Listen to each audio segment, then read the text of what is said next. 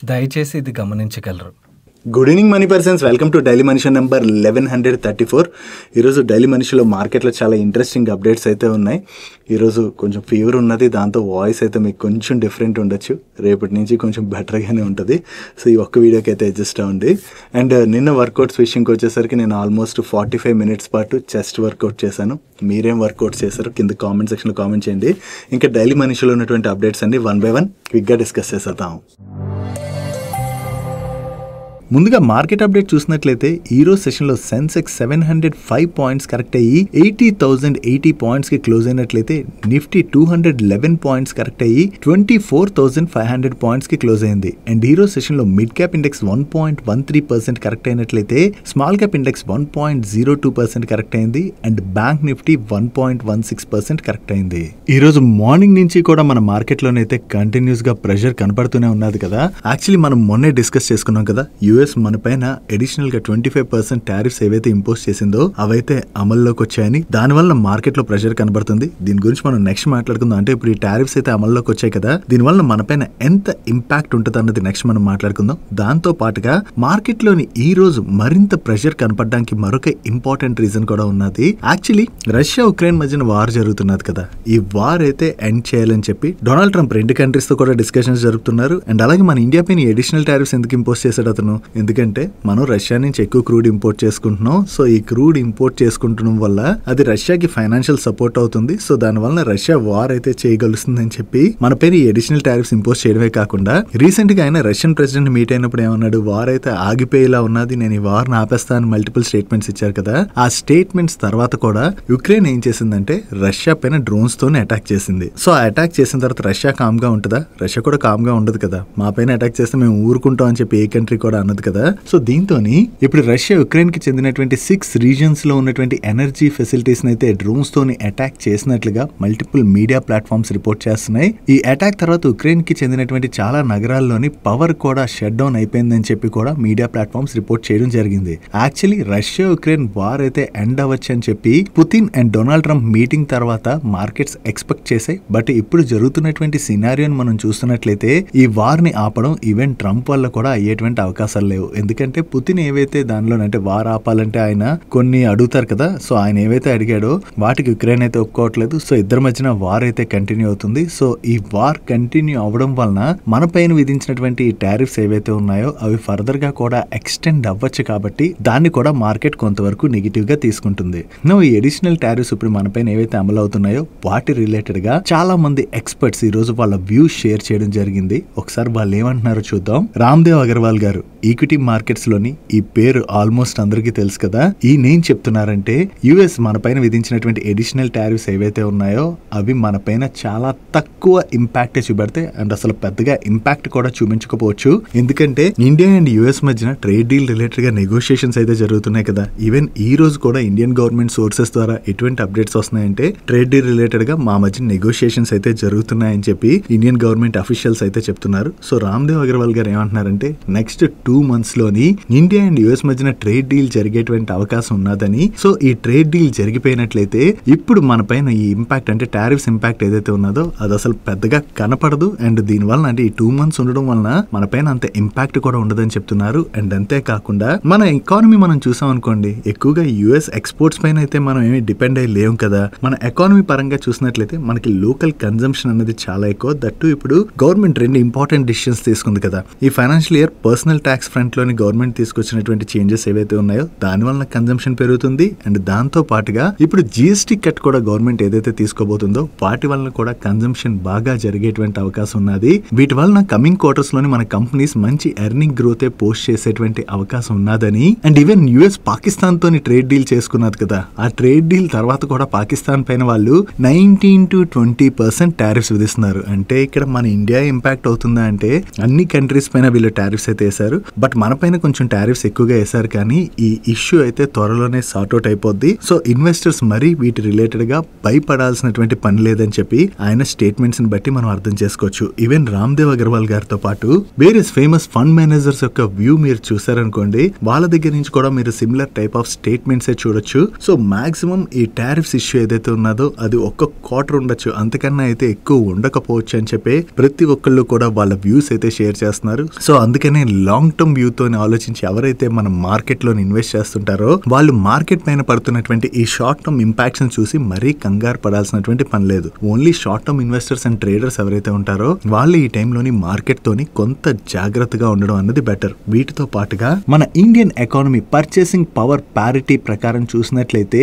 2038 కల్లా వరల్డ్ లోని second largest ఎకానమీగా మారుతుందని చెప్పి వన్ ఆఫ్ ది రిపోర్ట్ అయితే పబ్లిష్ చేయడం జరిగింది. మన ఇండియన్ ఎకానమీ వరల్డ్ లోని 5 లార్జెస్ట్ ఎకానమీస్ లో చూసినట్లయితే మోస్ట్ డైనమిక్ ఎకానమీ అని, మన ఎకానమీ ఫండమెంటల్స్ అయితే చాలా స్ట్రాంగ్ గా ఉన్నాయి కాబట్టి ఇక్కడ నుంచి మన ఎకానమీలోని చాలా మంచి గ్రోత్ చూడొచ్చు అని చెప్పి వీళ్ళు షేర్ చేస్తున్నారు. ఎస్, ఇప్పుడు వచ్చినటువంటి రిపోర్ట్ అనే కాదు, మనం ప్రీవియస్ గా వస్తున్నటువంటి డేటా ప్రకారం చూసినా కూడా నెక్స్ట్ డికేడ్ లోని మన ఎకానమీ చాలా స్ట్రాంగ్ గా గ్రో అవుతుంది. సో మన ఎకానమీ ఇలా గ్రో అయినట్లయితే మన మార్కెట్ కూడా లాంగ్ టర్మ్ లోని ఇన్వెస్టర్స్ కి అంతే మంచి రిటర్న్స్ డెలివర్ చేస్తుంది అనేది మనం గుర్తుపెట్టుకోవాలి. ఓన్లీ ఏంటంటే ఈ టైంలో షార్ట్ టర్మ్ ఇంపాక్ట్స్ ఉంటాయి కదా, ఈ షార్ట్ టర్మ్ ఇంపాక్ట్స్ లో జనరల్లీ మీరు ఎస్ఐపి చేస్తున్నారు అనుకోండి, ఆ ఎస్ఐపిని అలాగే కంటిన్యూ చేయండి. ఇన్ఫాక్ట్ ఈ మార్కెట్ పడినప్పుడే మనకి ఎక్కువ యూనిట్స్ అనేవి అలాట్ అవుతాయి. ఒకవేళ లంసంలో ఇన్వెస్ట్ చేయడానికి మన దగ్గర డబ్బులు లేవనుకోండి, కంగారు పడకండి. మీ దగ్గర ఉన్నటువంటి క్వాలిటీ స్టాక్స్ పడినా కూడా వాటిని మనం హోల్డ్ చేయగలిసినట్లయితే ఆబ్వియస్ గా ఈక్విటీ మార్కెట్స్ అయితే మనకి మంచి రిటర్న్స్ డెలివర్ చేస్తాయి. డైలీ మార్కెట్ లో వచ్చేటువంటి ఇటువంటి ఇంపార్టెంట్ అప్డేట్స్ ని మీతో డీటెయిల్ గా షేర్ చేయడానికి మనం మనీ పర్స్ టీమ్ ఏవైతే ఎఫర్ట్స్ పెడుతుందో ఆ ఎఫర్ట్స్ కనుక వీడియో చూస్తున్న ఏ పాయింట్ ఆఫ్ టైంలో అయినా మీకు హెల్ప్ఫుల్ అయినట్లయితే మన వీడియోని మర్చిపోకుండా లైక్ చేయడానికి ప్రయత్నించండి. అండ్ మీరు ఇదే ఫస్ట్ టైం మన మనీ పర్స్ ఛానల్కి వచ్చినట్లయితే మా నుంచి వచ్చేటువంటి ఇంట్రెస్టింగ్ వీడియోస్ని రెగ్యులర్గా ఫాలో అవడానికి మన ఛానల్ని సబ్స్క్రైబ్ చేసుకుంటూ పక్కన బెల్ ఐకాన్లోని ఆల్ నోటిఫికేషన్స్ యాక్టివేట్ చేసుకోండి. నెక్స్ట్ టెక్స్టైల్ సెక్టర్ రిలేటెడ్గా అయితే మనం మాట్లాడుకోవాలి. మనకి ఇప్పుడు యూఎస్ ఏదైతే మన పైన ఈ అడిషనల్ టారిఫ్స్ ఇంపోజ్ చేసిందో దానివల్ల మన టెక్స్టైల్ సెక్టర్ అయితే భారీగా దెబ్బతినే అవకాశం ఉంది కదా.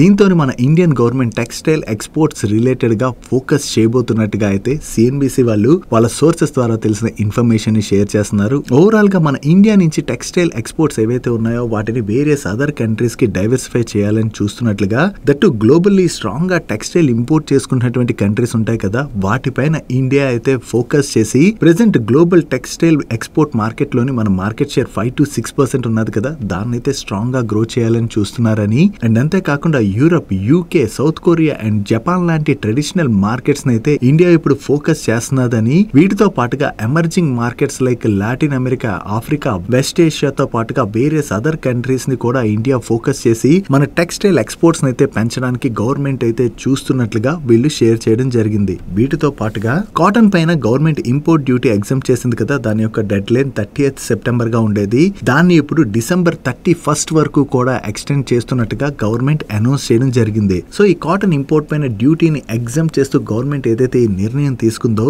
ఇది టెక్స్టైల్ ఇండస్ట్రీకి ఈ టైంలోని మనం బిగ్ రిలీఫ్ గా చూడొచ్చు. నెక్స్ట్ ఈ రోజు బిఎస్సి దగ్గర నుంచి ఒక ఇంపార్టెంట్ అనౌన్స్మెంట్ అయితే వచ్చింది.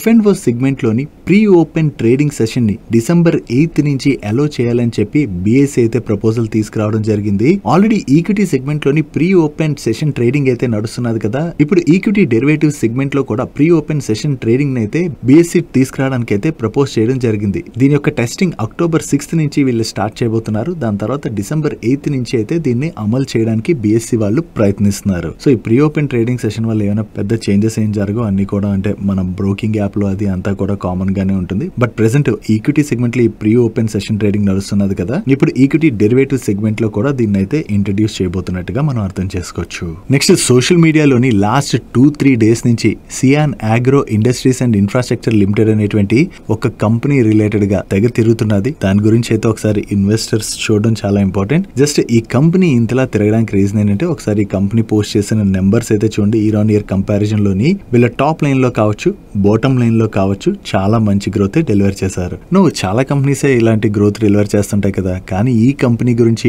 ఎందుకు ఇంతలా సోషల్ మీడియాలో తిరుగుతుందంటే, ఈ కంపెనీ యొక్క లీడర్షిప్ పొజిషన్ లో మనం చూసాం అనుకోండి, ఈ కంపెనీ యొక్క మేనేజింగ్ డైరెక్టర్ గా ఎవరున్నారు, నిఖిల్ గడ్కరీ గారు. ఈ నిఖిల్ గడ్కరీ గారు ఎవరంటే మన యూనియన్ రోడ్ ట్రాన్స్పోర్ట్ మినిస్టర్ అయినటువంటి నితిన్ గడ్కరీ గారి సన్. సో నితిన్ గడ్కరీ గారి కొడుకుకి చెందినటువంటి ఈ కంపెనీ చాలా మంచి నెంబర్స్ డెలివర్ చేసిందని అండ్ గ్రోత్ భయంకరంగా డెలివర్ చేస్తుందని చెప్పి సోషల్ మీడియాలో భయంకరంగా తిరుగుతుంది. ఆల్రెడీ మీరు స్టాక్ చూసారనుకోండి, లాస్ట్ 6 months నుంచి భయంకరంగా స్టాక్ కూడా పెరిగిపోయింది. జనరల్లీ స్టాక్ ఇంతలా పెరిగిపోయిన తర్వాత సోషల్ మీడియాలోని ఇటువంటి న్యూస్లు అయితే చాలా చోట్లే మీకు కనపడుతుంటాయి. సో వాటిని చూసి మనం ఎప్పుడూ కూడా కంగారు పడిపోయి ఇన్వెస్ట్మెంట్ డిసిషన్ అనేది తీసుకోకూడదు. దట్టు పొలిటికల్ ఇన్ఫ్లుయెన్స్ ఏదైనా కంపెనీకి ఉన్నదనుకోండి, ఆ కంపెనీలో ఆ పొలిటికల్ రిస్క్ అన్నది కూడా ఇన్వాల్వ్ అయి ఉంటుంది. కాబట్టి అటువంటి కంపెనీస్ తోని కొంచెం జాగ్రత్తగా ఉండాలి. దట్టు స్టాక్ ఇంతలా పెరిగిపోయిన తర్వాత వాల్యుయేషన్స్ అవి కూడా చెక్ చేసుకోవడం చాలా ఇంపార్టెంట్. జస్ట్ సోషల్ మీడియాలో ఏంటంటే ఇటువంటి వేరియస్ న్యూస్లే పోస్ట్ చేస్తూ ఉంటారు. బట్ ఏ న్యూస్ పోస్ట్ చేసినా కూడా ఒక కంపెనీలో మనం ఇన్వెస్ట్ చేయాలంటే ఆ కంపెనీ యొక్క బిజినెస్ నచ్చాలి, మేనేజ్మెంట్ నచ్చాలి, ఆ కంపెనీలో రిస్క్స్ ఏవైతే ఉన్నాయో వాటి గురించి మనకు అన్ని కూడా క్లియర్ గా తెలియాలి. అవన్నీ తెలిసిన తర్వాత మనకి కంపెనీ బాగా నచ్చి బిజినెస్ బాగా గ్రో అవుతుంది అంటేనే ఇన్వెస్ట్ చేయాలి తప్ప న్యూస్ల ఆధారంగా మన ఇన్వెస్ట్మెంట్ డెసిషన్ అనేది తీసుకోకూడదు. నెక్స్ట్ మన క్యాబినెట్ 4 రైల్వే ప్రాజెక్ట్స్ అయితే అప్రూవ్ చేయడం జరిగింది. ఈ ప్రాజెక్ట్స్ యొక్క వాల్యూ అప్రాక్సిమేట్లీ 12,328 crores. ఈ కీ రైల్వే ప్రాజెక్ట్స్ మనం చూసినట్లయితే కర్ణాటక, తెలంగాణ, బీహార్ అండ్ అస్సాం లోని వేరియస్ రైల్వే ప్రాజెక్ట్స్ రిలేటెడ్ గా గవర్నమెంట్ ఈ అప్రూవల్ అయితే ఇవ్వడం జరిగింది. ఈ కొత్త ప్రాజెక్ట్స్ రిలేటెడ్ గా ఏదైతే అప్రూవల్ వచ్చిందో దాని ద్వారా ఈ రైల్వే సెక్టర్ లోని వేరియస్ కంపెనీస్ కి అయితే ఆర్డర్స్ వచ్చేటువంటి అవకాశం ఉన్నది. సో ఏ కంపెనీస్ అయితే ఈ ప్రాజెక్ట్స్ లోని ఆర్డర్స్ ని విన్ అవుతాయో ఆ కంపెనీస్ కి అయితే ఇది పాజిటివ్ కానుంది. నెక్స్ట్ ఈ రోజు సెషన్ లోని ఇంటర్గ్లోబ్ ఏవియేషన్ అదే ఇండిగో స్టాక్ లోని బాగానే ప్రెషర్ కనపడింది కదా. దానికి కారణం ఏంటంటే ఇండిగోలో ఈ రోజు ఒక బ్లాక్ డీల్ జరిగింది. ఈ బ్లాక్ డీల్ లోని 3.1% ఈక్విటీ హ్యాండ్స్ చేంజ్ అవడం జరిగింది. ఈ బ్లాక్ డీల్ లో గంగన్వాల్ ఫ్యామిలీ వాళ్ళే సెల్ చేసి ఉండొచ్చు అని చెప్పి మీడియా ప్లాట్ఫామ్స్ అయితే రిపోర్ట్ చేస్తున్నాయి. సో ఒకవేళ వీళ్ళే ఈ బ్లాక్ డీల్ లోని సెల్ చేసినట్లయితే వీళ్ళ దగ్గర నుంచి ఈ స్టేక్ ఎవరు బై చేశారన్నది మనం చూడాలి. ఇంత లార్జ్ సైజ్ లోని ఈ బ్లాక్ డీల్ జరగడంతోనే ఈ రోజు సెషన్ లోని ఇంటర్గ్లోబ్ ఏవియేషన్ స్టాక్ లోని ప్రెషర్ కనపడింది. నెక్స్ట్ మన ఇండియన్ స్టీల్ కంపెనీస్ రిలేటెడ్ గా ఒక పాజిటివ్ న్యూస్ అయితే కనపడుతున్నది. మీడియా ప్లాట్ఫామ్స్ రిపోర్ట్ చేస్తున్న దాని ప్రకారం చైనాలోని స్టీల్ ఓవర్ కెపాసిటీ ఉండడంతోనే ఇప్పుడు చైనీస్ గవర్నమెంట్ స్టీల్ అవుట్పుట్ అయితే కట్ చేయడానికి చూస్తున్నట్లుగా వేరియస్ మీడియా ప్లాట్ఫామ్స్ అయితే రిపోర్ట్ చేస్తున్నాయి. ఒకవేళ వీళ్ళు స్టీల్ అవుట్పుట్ కనుక కట్ చేశారనుకోండి,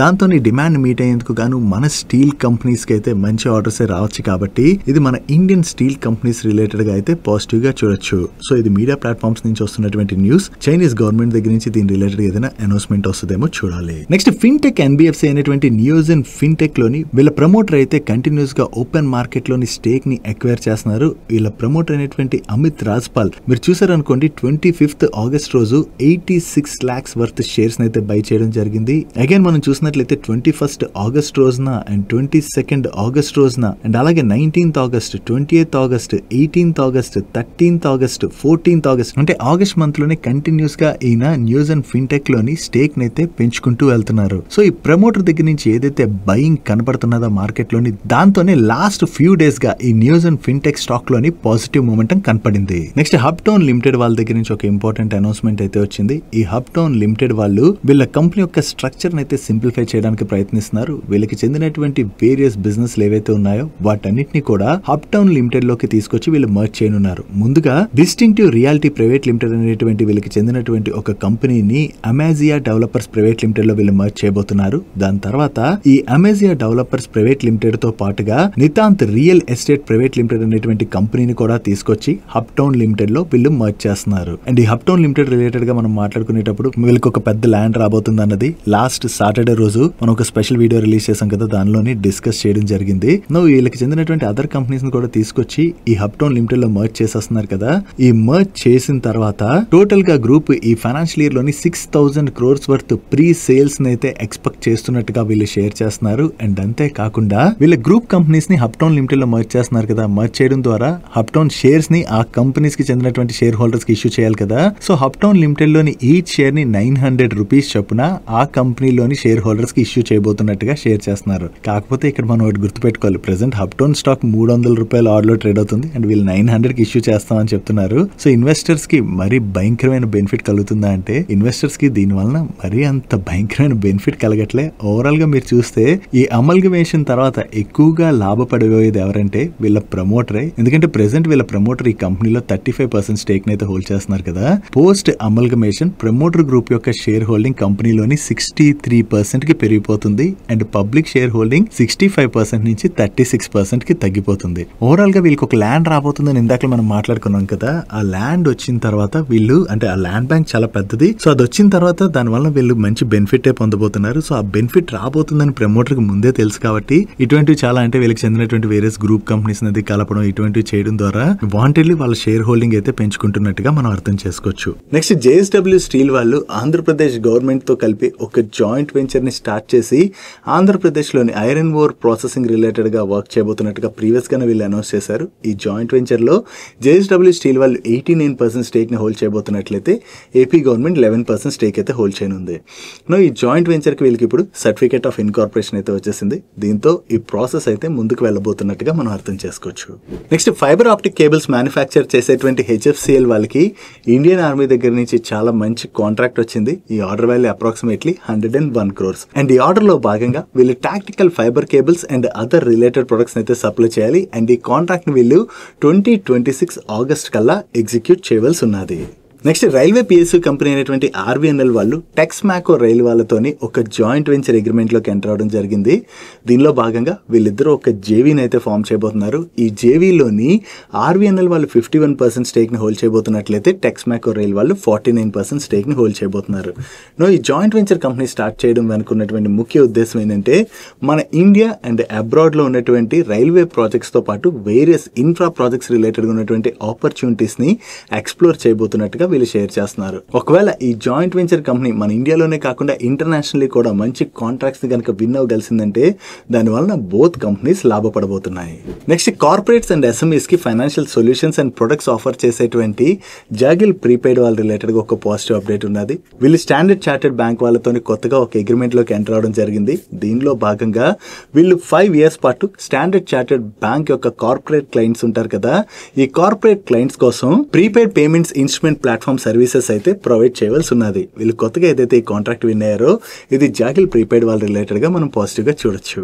డైలీ మార్కెట్ లో వచ్చేటువంటి ఇటువంటి ఇంపార్టెంట్ అప్డేట్స్ ని మీతో డీటెయిల్ గా షేర్ చేయడానికి మన మనీ బర్డ్స్ టీమ్ ఏవైతే ఎఫర్ట్స్ పెడుతుందో ఆ ఎఫర్ట్స్ కనుక మీకు హెల్ప్ఫుల్ అవుతున్నట్లయితే మన వీడియోని మర్చిపోకుండా లైక్ చేయడానికి ప్రయత్నించండి. నెక్స్ట్ వాలియంట్ కమ్యూనికేషన్స్ వాళ్ళ దగ్గర నుంచి ఒక ఇంపార్టెంట్ అప్డేట్ అయితే వచ్చింది. వీళ్ళ బోర్డు ఈ September 3rd రోజున మీట్ అయ్యి వీళ్ళ ఈక్విటీ షేర్స్ యొక్క బోనస్ ఇష్యూ ప్రపోజల్ ని కన్సిడర్ చేయబోతున్నట్టుగా వీళ్ళు ఎక్స్చేంజెస్ కి అప్డేట్ చేస్తున్నారు. సో వీళ్ళు ఏ రేషియోలో బోనస్ ఇష్యూ చేస్తారన్నది చూడాలి. వీళ్ళ దగ్గర నుంచి బోనస్ ఇష్యూ రిలేటెడ్ అనౌన్స్మెంట్ రావడంతోనే ఈ రోజు సెషన్ లో స్టాక్ లో అంత పాజిటివ్ మూమెంటం కనపడింది. Next engineering and construction company అయినటువంటి పవర్ మెక్ ప్రాజెక్ట్స్ వాళ్ళకి మహాన్ ఎనర్జన్ లిమిటెడ్ అనేటువంటి కంపెనీ నుండి అప్రాక్సిమేట్లీ 370 crores వర్త్ ఆర్డర్ అయితే వచ్చింది. ఈ ఆర్డర్ లో భాగంగా మధ్యప్రదేశ్ సింగరేలిలోని ఈ మహాన్ ఎనర్జన్ లిమిటెడ్ వాళ్ళ ఒక ప్రాజెక్ట్ కోసం వీళ్ళు సివిల్ వర్క్స్ అయితే చేయవలసి ఉన్నది. అండ్ ఈ కాంట్రాక్ట్ ని వీళ్ళు 30 months లోని ఎగ్జిక్యూట్ చేయాలి. సో వీళ్ళు కొత్తగా ఏదైతే ఈ కాంట్రాక్ట్ విన్ అయ్యారో ఇది పవర్ మెక్ ప్రాజెక్ట్స్ వాళ్ళ రిలేటెడ్ గా మనం పాజిటివ్ గా చూడొచ్చు. నెక్స్ట్ TCS వాళ్ళతోని ఫిలిప్పైన్స్ కి చెందినటువంటి మేజర్ హెల్త్ కేర్ కంపెనీ అయిన యూనిలాబ్ వాళ్ళు పార్ట్నర్షిప్ అయితే అనౌన్స్ చేశారు. ఈ పార్ట్నర్షిప్ లో భాగంగా TCS వాళ్ళు స్ట్రాటజిక్ క్లౌడ్ మైగ్రేషన్ త్రూ ఈ కంపెనీ యొక్క కోర్ బిజినెస్ సిస్టమ్స్ అయితే మోడర్నైజ్ చేయబోతున్నట్టుగా, దీని ద్వారా ఈ యూనిలాబ్ వాళ్ళ డిజిటల్ ఇన్ఫ్రాస్ట్రక్చర్ అయితే ఇంప్రూవ్ అవడంతో పాటు లాంగ్ టర్మ్ బిజినెస్ గ్రోత్ అయితే ఇది డ్రైవ్ చేస్తుందని చెప్పి TCS వాళ్ళు షేర్ చేస్తున్నారు. సో ఏదైతే ఈ కొత్త పార్ట్నర్షిప్ ని TCS వాళ్ళు విన్ అయ్యారో ఇది TCS వాళ్ళ రిలేటెడ్ గా మనం పాజిటివ్ గా చూడొచ్చు. నెక్స్ట్ ట్రావెల్ అండ్ హాస్పిటాలిటీ ఇండస్ట్రీలోని SaaS సొల్యూషన్స్ ప్రొవైడ్ చేసేటువంటి రేట్ గెయిన్ వాళ్ళు హాస్పిటాలిటీ టెక్నాలజీ ప్రొవైడర్ అయినటువంటి ప్రాఫిట్ రూమ్ వాళ్ళతోని పార్ట్నర్షిప్ ని అనౌన్స్ చేశారు. ఈ పార్ట్నర్షిప్ లో భాగంగా రేట్ గెయిన్ వాళ్ళ ఛానల్ మేనేజర్ కి ఈ ప్రాఫిట్ రూమ్ వాళ్ళ హోటల్ టెక్నాలజీ ఏదైతే ఉన్నదో దాన్ని ఇంటిగ్రేట్ చేయడం ద్వారా మిడిల్ ఈస్ట్ అండ్ ఆఫ్రికాలో ఉన్నటువంటి హోటల్స్ రియల్ టైమ్ కనెక్టివిటీని ఇంప్రూవ్ చేసుకోవడం ద్వారా వాళ్ళ బిజినెస్ గ్రోత్ అయితే డ్రైవ్ చేసుకోవచ్చని, సో ఈ కొత్త పార్ట్నర్షిప్ ద్వారా middle east and Africa markets లో కూడా రేట్ గెయిన్ ఉన్నటువంటి ఫుట్ ప్రింట్స్ అయితే ఎక్స్పాండ్ చేసుకోబోతున్నట్టుగా వీళ్ళు షేర్ చేస్తున్నారు. సో ఈ న్యూ పార్ట్నర్షిప్ ద్వారా మిడిల్ ఈస్ట్ అండ్ ఆఫ్రికాలో ఉన్నటువంటి హోటల్స్ నుంచి వీళ్ళు కొత్త కాంట్రాక్ట్స్ కనుక విన్ అయినట్లయితే అది రేట్ గెయిన్ వాళ్ళకి పాజిటివ్ కానుంది. నెక్స్ట్ మనోరమ ఇండస్ట్రీస్ వాళ్ళు వెస్ట్ ఆఫ్రికన్ కంట్రీ అయినటువంటి బుర్కినా ఫాసో గవర్నమెంట్ తోనైతే ఒక MOU సైన్ చేశారు. ఈ MOU లో భాగంగా మనోరమ ఇండస్ట్రీస్ వాళ్ళు ఈ కంట్రీలోని ఒక సబ్సిడరీ కంపెనీని స్టార్ట్ చేసి దాని ద్వారా shoe nuts and mango kernels processing plants ని అయితే సెటప్ చేయబోతున్నట్టుగా వీళ్ళు షేర్ చేస్తున్నారు. అండ్ దీంతో పాటుగా వీళ్ళు బ్రెజిల్ లోని డెకెల్ ఆగ్రో ఇండస్ట్రీ అనేటువంటి కంపెనీతోని పార్ట్నర్షిప్ లోకి ఎంటర్ అయ్యారు. ఈ పార్ట్నర్షిప్ లో భాగంగా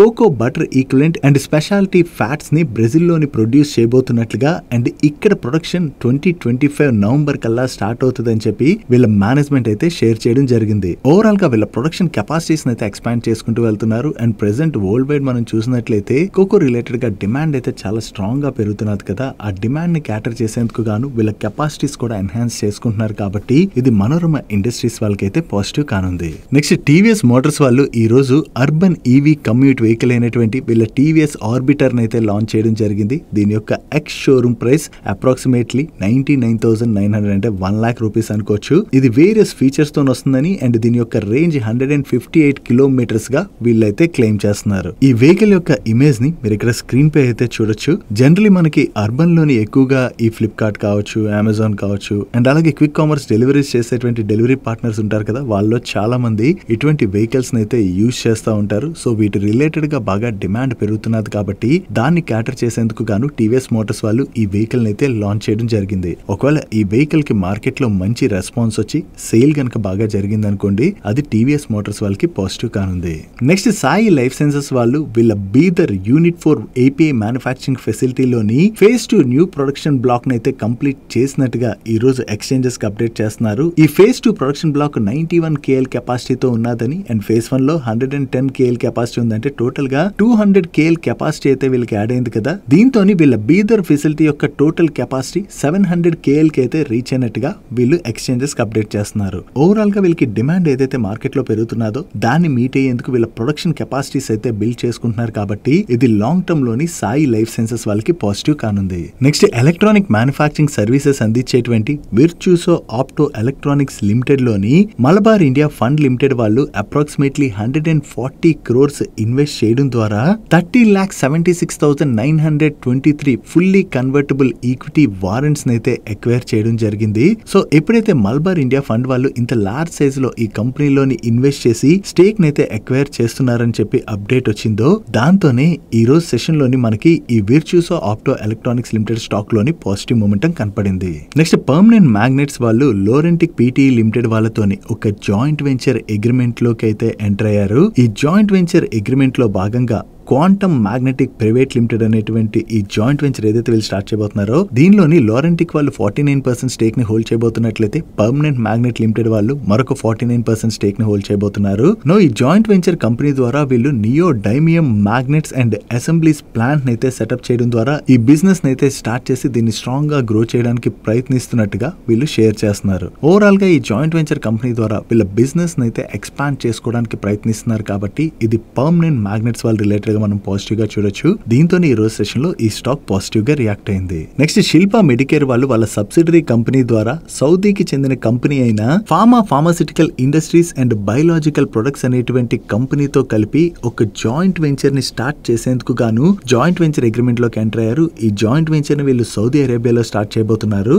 ఈ జాయింట్ వెంచర్ కంపెనీలోని వీళ్ళ సౌదీ అరేబియా పార్ట్నర్ ఎవరైతే ఉన్నారో వాళ్ళకి లోకల్ మార్కెట్ ఎక్స్పర్టీస్ ఏదైతే ఉన్నదో దాన్ని అయితే ప్రొవైడ్ చేయబోతున్నట్టుగా అండ్ శిల్పా మెడికేర్ వాళ్ళు ఏం చేయబోతున్నారంటే దీనిలోని global R&D manufacturing regulatory capabilities related గా వీళ్ళకి ఉన్నటువంటి ఎక్స్పర్టీస్ అయితే యూజ్ చేసుకోబోతున్నట్లుగా దీని ద్వారా Saudi Arabia health care market లో ఉన్నటువంటి ఆపర్చునిటీని అయితే క్యాటర్ చేస్తామని చెప్పి వీళ్ళ మేనేజ్మెంట్ షేర్ చేస్తుంది. ఈ జాయింట్ వెంచర్ లోని శిల్పా మెడికేర్ వాళ్ళ సబ్సిడరీ కంపెనీ 30% స్టేక్ ని హోల్డ్ చేయబోతున్నట్లయితే ఈ సౌదీ అరేబియాకి చెందినటువంటి PPI వాళ్ళు 70% స్టేక్ ని హోల్డ్ చేయనున్నారు. That's it for today's daily munch. ఈ రోజు డైలీ మంచ్ లో మేము షేర్ చేసిన ఇన్ఫర్మేషన్ మీకు హెల్ప్ఫుల్ అయినట్లయితే ఈ వీడియోని లైక్ చేయండి అండ్ ఈ video me friends and family మెంబర్స్కి హెల్ప్ఫుల్ అవుతుంటే ఈ వీడియోని వాళ్ళకి షేర్ చేయండి. అండ్ మీరు ఇదే ఫస్ట్ టైం మన మనీపర్ ఛానల్కి వచ్చి ఛానల్ ఇంకా సబ్స్క్రైబ్ చేసుకోలేనట్లయితే ఇక్కడున్న ఛానల్ లోగో మీద క్లిక్ చేసి ఛానల్ సబ్స్క్రైబ్ చేసుకుంటూ పక్కనున్న బెల్ ఐకాన్లోని ఆల్ నోటిఫికేషన్స్ యాక్టివేట్ చేసుకోండి. నేను చంద్రశేఖర్ పత్రి మరొక ఇంట్రెస్టింగ్ వీడియోతో కలుద్దాం.